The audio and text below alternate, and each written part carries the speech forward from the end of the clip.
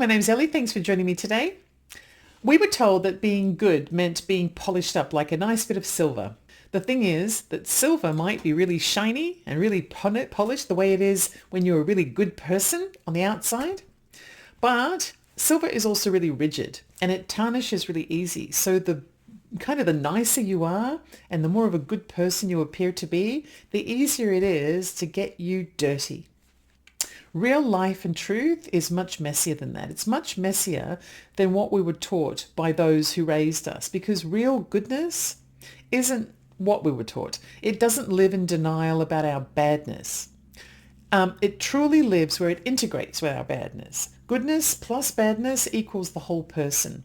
And it may not be as shiny as silver, but when we recognize that we are both good and bad, and it will always be that way, and we can't do anything to resolve that truth, chances are we're going to end up a lot happier. Every time you try to erase or hide the shadow side of yourself, that attempt leaves a mark on your sense of identity, like a dirty fingerprint that won't wash off.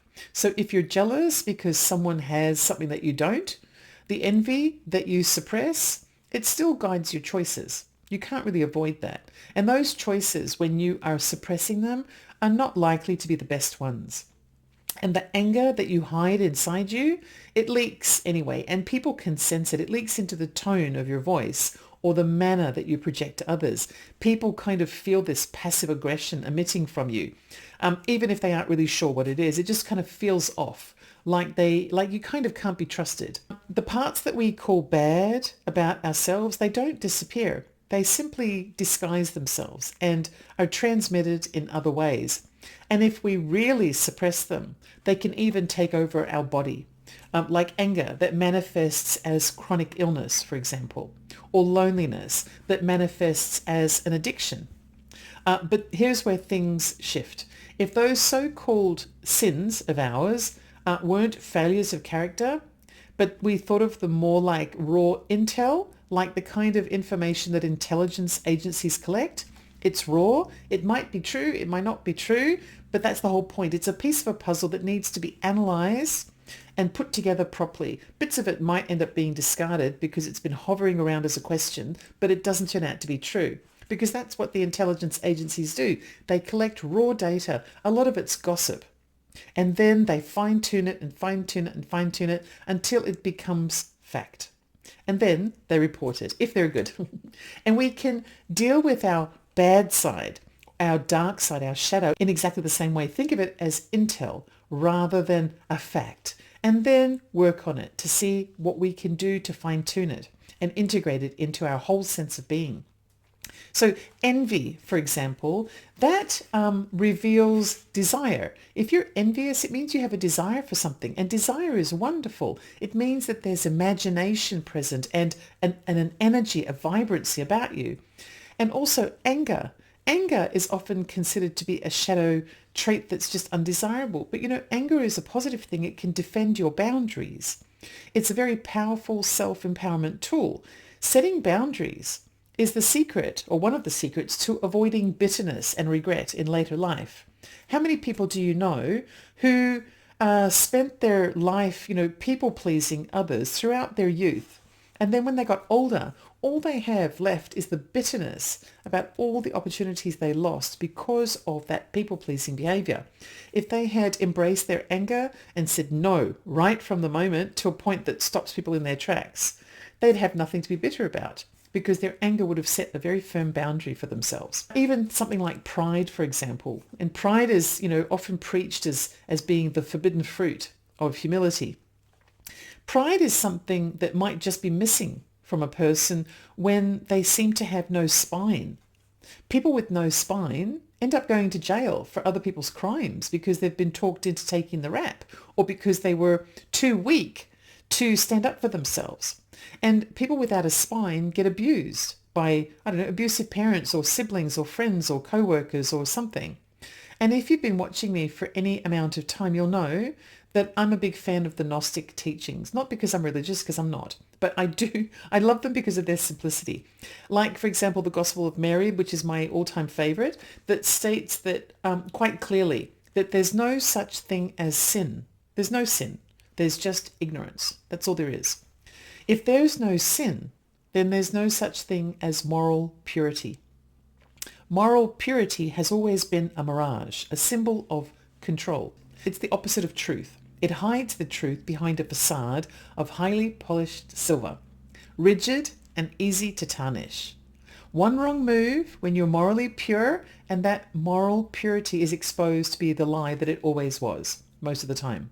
Like the devoutly Christian cheerleader who won't have intercourse until marriage, except she does know lots of workaround kind of activities to do to compensate in bed. Because on a technicality, she's still a virgin, so it doesn't matter. This is like the brunt of the 100 Hollywood, probably thousands of Hollywood movies that I've seen in my lifetime. History is littered with shifting standards. What was once righteous is now oppressive, perhaps, and what was once shameful is now sacred. So it's all a matter of perspective. It's all a matter of trending and fashion. And so moral purity is an ideal and a standard that's impossible because it is like highly polished silver. Just leave it out there long enough and it'll tarnish anyway. But who gets to decide? Who decides on what is morally pure, what's shameful, or what is sacred or oppressive or righteous? Is it families, church, school, or our social circle and our peers? Social conditioning wears lots of different masks. And everyone claims to be right, but its goal is always the same. Its goal is always conformity. And hiding the truth also plays a large part as well. And that's why this conversation matters, at least to me anyway. Not because we're wrong to have a darker side, but because we've inherited a moral compass that, quite frankly, doesn't always point due north. The thing is, we tend not to have been the ones who chose the emotional role that we play in life.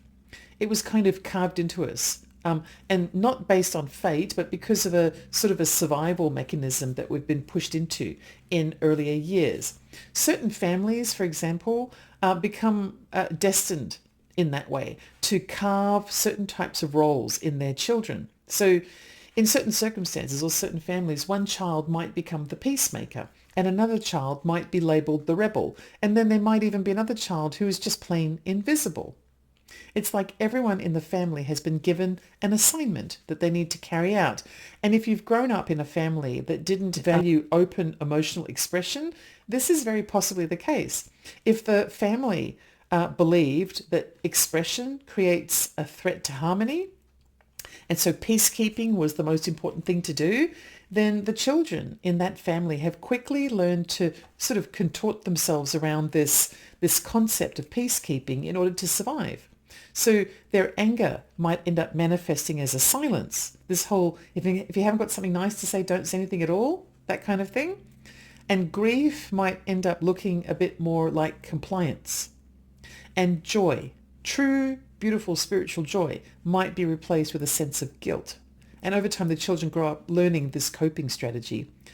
We kind of forget that it's a role to play. And as adults, we end up believing that that's just who we are. But it's not.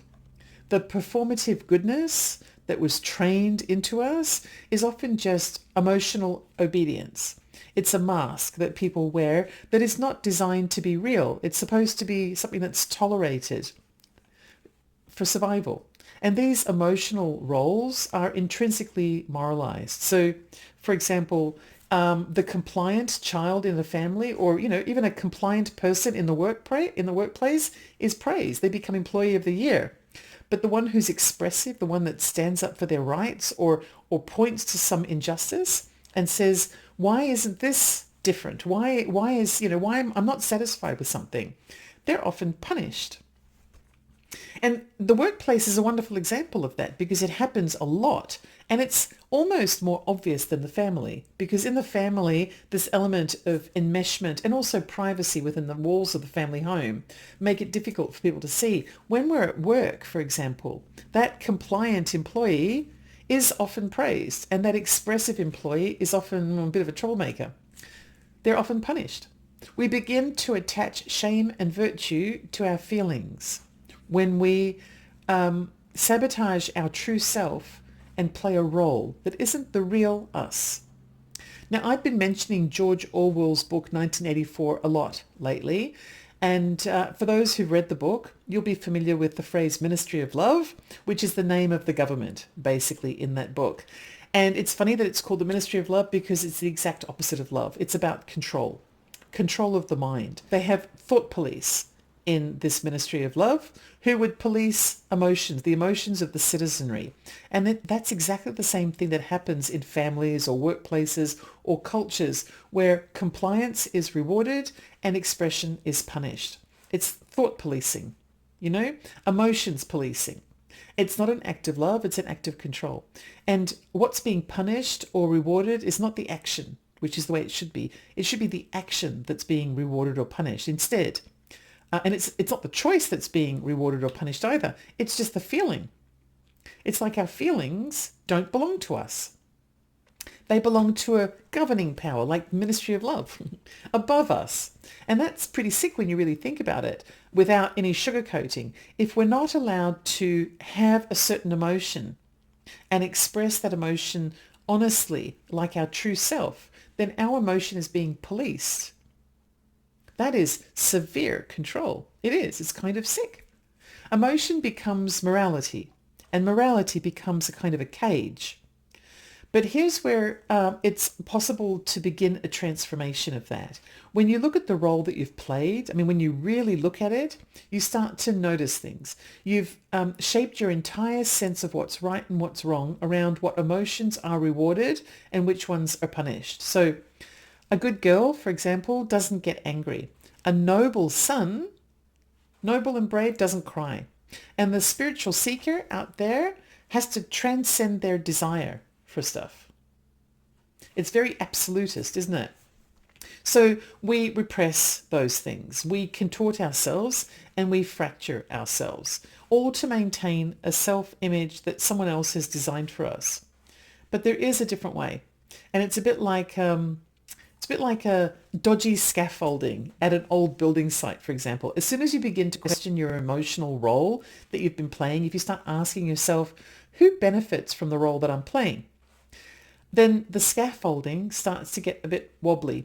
And immediately the emotional role that you've been playing starts to fade behind the light of the question. The light inside you illuminates the truth. And these silly roles that we're expected to play can't survive in the light. And that's the reason why I love the things like the Gospel of Mary, because it's stated in exactly the same way from, 2,000 years ago. It still was stated the same way.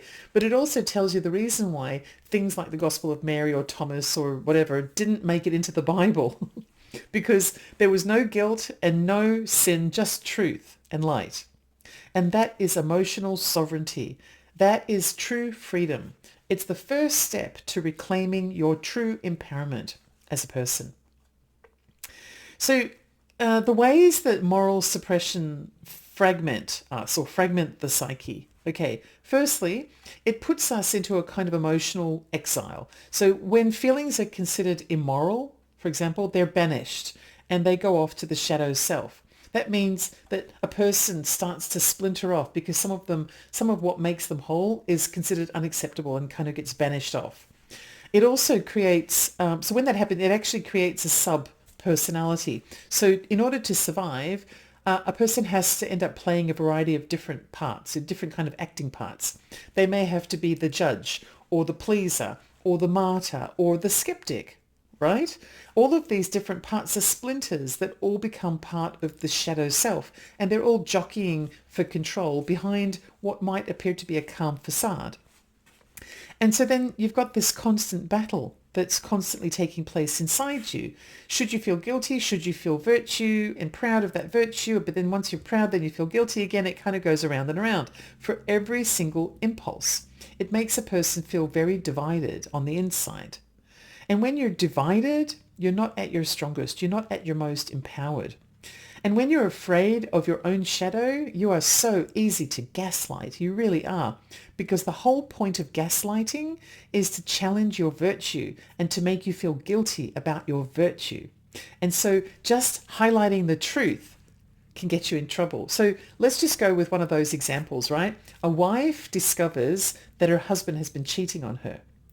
So she confronts him, and she's the virtuous one. She's been faithful the entire marriage. Her husband is the cheater, right? She's faithful and she's virtuous, and she just needs to speak her truth. But she's divided and heavily splintered because she has been suppressing everything that has been banished to the shadow.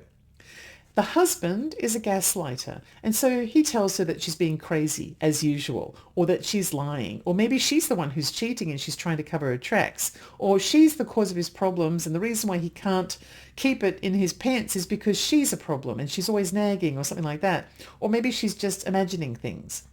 And so because of her self-doubt and her fracturing and her fear of her shadow self, things like anger, for example, she ends up retreating into a pattern of feeling guilty about how she caused her husband's indiscretion. She's been gaslit. Instead of just speaking her truth and finding her power and dumping him like he deserves and taking everything with her, the kids and the house and the money and everything, right? Because he's the one who cheated, not her. And, it could be the other way around. It could be the husband and the wife, or the wife and the husband. It's not about gender. It's about self-empowerment and just being a whole person. This is what happens when people try so hard to be perfect. It creates nothing but reasons to find fault inside them. And it's kind of like a losing battle right from the start. So when you think that you've rejected the bad parts of yourself, you've actually just repressed them. And you can't find peace when you're in denial about who you are. That darkness inside you doesn't vanish. It just mutates into something else. And the more you resist it, the stronger it gets. So think about it. Okay, a very relevant example here. Sexually repressed cultures, like certain religions or other types. Let's keep it non-political. And let's go with the Mormons, for example. Well, the Mormons, they teach purity, but it has been shown that they also, the Mormons, lead the country in subscriptions to porn. So what's going on there? And my favorite example is the person who preaches compassion at the same time that they're passively, aggressively punishing anyone who challenges them. Or perhaps they're hiding behind snide comments in a social platform, for example. So they claim to be compassionate, but they're constantly kind of, nitpicking whatever they see. That's not really compassion, is it? And then maybe a group of people who demand social harmony, for example, but they exclude anyone who expresses anger, especially if it's a kind of anger that they disagree with or a topic that they disagree with. Firstly, it's hypocrisy, but also what it is, more importantly for this show, is it's the shadow self-demonstrating itself with its actions. And it's kind of dangerous because when you lose awareness of your shadow, when you banish your shadow traits, you also lose your sense of responsibility related to your shadow. So what happens is you end up hurting other people, even though you're convinced that you're helping them, or you dominate others and you're convinced that you're defending some kind of principle. But instead, all you're really doing is dominating. And you may end up manipulating others while you're simultaneously convincing yourself that you're just loving them. You become the villain in someone else's story, even though at the same time you're convincing yourself that you're the hero in your own story. It isn't evil, though. What it is, it's blindness. Like the Gospel of Mary says, it's ignorance. Blindness means you can't see. Ignorance means you don't know. It's the same thing. And if you have no idea what I'm talking about, I did do a video on the Gospel of Mary. I like to spread it around, so I'm going to leave a link for it in the description for today's show. No, I'm not religious. I just admire true wisdom, and true wisdom can be found in all kinds of unexpected places. So, the cure for moral purity is ownership, owning your badness, because that's what makes you truly good. So let's get a bit more practical about this, right? Because healing begins when resistance ends. Like everything else, the cure isn't about being perfect. It's about being present, revealing the truth and working through it. So I've got a few steps here. Let's just see here. Firstly, ask yourself the right questions, right? Don't just ask yourself, why am I angry? Ask, what is the role that I'm playing to hide my anger? Repression often wears a costume. So you might be wearing the costume of the caretaker or the peacekeeper or the healer, when in fact what you're feeling is anger. There might be anger, there might be resentment, there might be grief behind it. So that's why you ask, what role am I playing to hide this anger? Not just why am I angry? And then next, make sure you know what has been rejected by you that's raised this feeling. So what is it about yourself that you've had to reject that has left you feeling like you're suffering grief or anger or resentment? Was it something like selfishness or sensuality or ambition? Because these are all things that people are often denied. What was it that you were trying to avoid? So if you discover, for example, that it might be selfishness, so you're being denied your sense of selfishness, ask yourself, is this trait of selfishness truly harmful? So, for example, let's just say you're a people pleaser and you're always putting everyone else first. This is a big one for mothers. Yeah, mothers and wives, because sometimes their partner and their children are quite demanding, and it's been ingrained in that family that the mother is always the giver and never the taker. Sometimes being selfish means just stopping for a moment and going having a day to yourself and letting someone else deal with it, or letting people deal with themselves. So is it really wrong to be selfish in that instance? Or are you suppressing that selfishness in order to be socially acceptable to the rest of the family, or whatever scenario it might be? One of my favorite things, which I have to say I'm guilty of having stated to more than one HR professional in my lifetime, because I've lived a long enough life to have had more than one job. I've had a few jobs over the years. And I remember and I've also been a union rep. So, it was quite reasonable for me to be talking about things like pay rises and stuff. But I've actually gone to people in HR and said, I deserve more. And they have been as arrogant as to say to me, well, actually, it should be the love of the job that motivates you more than the money. They're declaring me to be selfish. And my response over the years, at first I kind of didn't know what to say, because what are you supposed to say? You don't love your job? And so you kind of become meek and you go, okay, I'll take this less than adequate pay. But my response to them changed over the years, because I had positive influence of other people around me who taught me how to respond to these kinds of questions. And I have been caught saying to the HR person, well, you're quite well paid. Why don't you give me some of yours? Because after all, it's about the love of the job. Don't be selfish. And it never goes down well, but you know what? We're going to talk about that a bit later in the show. Sometimes being selfish is what's needed in order to be whole, just as an example. So once you've identified that aspect of yourself that you have been denying, have a dialogue with that part of you. So let's just say we're talking about ambition, right? Ask that part of you, what is it that you need? What have I misunderstood about you? And wait to see what the answer is. It might be something like, I should not be behind in my bills because I'm working 40 hours a week. I'm ambitious because I want to pay my bills. Just like that. Or perhaps the shadow of anger that you're avoiding responds to the question. And the question was, what do you need? What have I misunderstood about you, right? And if you're angry, it might be something along the lines of, just because I'm the daughter in the family doesn't mean I have to be my parents' only carer. What about my brother or my two other brothers who are kind of off traveling Europe while I'm doing the care? Shouldn't they come and help too? I'm angry because it's been assumed that because I have certain physical characteristics due to my gender, that it's my job to be the carer, that kind of thing. Identify it for exactly what it is. So your anger, which was suppressed, is really just telling you that you want to be treated equally and you want your sovereignty to be respected, even though you're the girl and not the boy, that kind of thing. And then just feel free to sort of dump that contract that you'd signed before that caused you to play a role.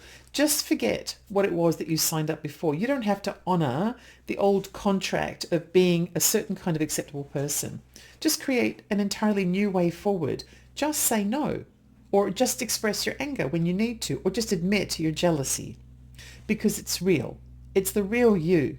It's messy and it's inconvenient because life is messy and inconvenient, and people will just have to get over it, you know? So find ways to express yourself. Use symbolic expression, because this is really, really healthy. You don't have to go around yelling at everyone because you're angry, right? You can express yourself in artistic ways. You know, some of the most amazing, striking, and just, visually impressive art that really gets to the heart of people who see it come from people who are suffering from grief or are experiencing moments of anger. So if you express yourself through art or dance or music or something and create an artistic expression of that shadow self, it can sometimes be your best work. Expression also of anger doesn't have to come out in one great big blur, you know, where you end up throwing an absolute hissy fit over something because you've been holding in for a long time. You can catch yourself in the middle of a pattern of tiny little things. So instead of exploding into a big mess, now that you know what you want to achieve, try to catch the little things. Like if you find yourself being a little bit too overly compliant in a certain situation, or if you find yourself being too self-critical, or in moments where you feel a bit emotionally frozen, just stop and breathe for a minute when these little things happen and choose a word, a simple gesture of truth, like calmly saying to someone, so for example, for example, when you go on a diet, and it just seems that as soon as you go on a diet, people start offering you cake. It's someone's birthday the very next day, and you've worked out your menu for the week and everything, and you've gone shopping and you bought nothing but vegetables, and you want to go on this diet, and then you go to work and the very next day someone's made this incredible cheesecake or big cream cake or something, and they just want you to have a slice. A simple gesture like just saying, yeah, no thanks, and leaving it at that. Or I'm a bit busy that day, I can't do it for you. Or please speak to me more respectfully. Just like that. And then move on. It's a little thing, but it's much easier to manage than holding it in and just suddenly exploding with this big expression of whatever it is that you're feeling. So do things small, like just saying no thanks, that kind of thing. And yes, you will be a big surprise to people around you, and prepare yourself to suddenly become misunderstood, because repression thrives on approval. And when you awaken, it means you end up losing some of that approval, but you end up gaining so much more than you lost. You end up gaining yourself. You don't need to earn your sense of wholeness. You are already enough. You are already whole just the way you are. You have a good side and a bad side, and they work together because they're both important. The shadow is not your enemy. It's part of your truth. And when you meet it face to face without being fearful of it, and when you realize the place that it serves in your life, in your existence, and if your sense of self and your empowerment has been restored and it becomes whole, then you don't just awaken yourself, you become truly free. Welcome to the new world. This is Ellie Dreams Down Under. Don't forget to like and subscribe and all the other good stuff. I love knowing you're here, and I'll see you in my dreams.